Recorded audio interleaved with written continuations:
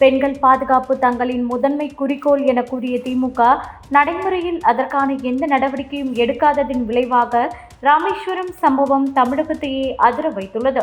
ராமேஸ்வரத்தில் நடந்த துயர சம்பவம் தமிழகத்தில் பெண்கள் மற்றும் சிறுமிகளின் பாதுகாப்பை கேள்விக்குறியாக்குவதோடு மட்டுமல்லாமல் திமுக ஆட்சியின் சட்டம் ஒழுங்கு செயல்பாடு முற்றிலும் சிதைந்து விட்டதாக மக்கள் மத்தியில் தீவிரமான குற்றச்சாட்டுகளை எழுப்பியுள்ளது. காதலிக்க மறுத்தால் 12ஆம் வகுப்பு மாணவியை முனிராஜ் என்ற இளைஞர் கத்தியால் குத்திய நிலையில் சம்பவ இடத்திலேயே அந்த மாணவி பரிதாபமாக உயிரிழந்தார். இந்த சம்பவம் அப்பகுதியில் பெரும் அதிர்ச்சியை கொந்தளிப்பையும் ஏற்படுத்தியுள்ளது.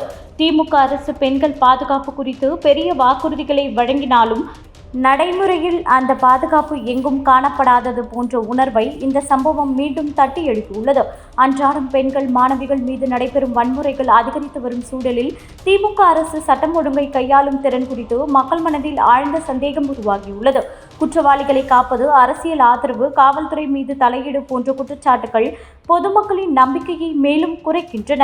அதற்கு மேலாக திமுக அரசு குற்றங்களை தடுக்கும் பணியை விட எதிர்க்கட்சிகளை இலக்கு வைத்து வழக்குகள் பதிவு செய்வதில் அதிக ஆர்வம் காட்டுகிறது என்ற விமர்சனங்களும் எழுகின்றன. போலீசார் மக்கள் பாதுகாப்பை கவனிக்காமல் அரசியல் உத்தரவுகள் நிறைவேற்றப்படுவதை முன்னுரிமையாக கொள்கிறார்கள் என்பதும் பலரின் குற்றச்சாட்டு. பள்ளி மாணவிகள் கூட பாதுகாப்பாக பள்ளிக்கு செல்ல முடியாத நிலையில் பெண்கள் பாதுகாப்பு என்பது திமுக அரசின் முன்னுரிமை பட்டியலில் கூட இல்லை என்பது போல் நிலைமை உருவாகியுள்ளது. இத்தகைய அலட்சியம், பொறுப்பின்மை மற்றும் செயல்திறன் குறைவுதான் இந்த மாதிரியான துயரங்கள் தொடர்ச்சியாக நடைபெற காரணமாகி தமிழகத்தின் சமூக சூழலை அதிர்ச்சியிலும் அச்சத்திலும் தள்ளுகிறது.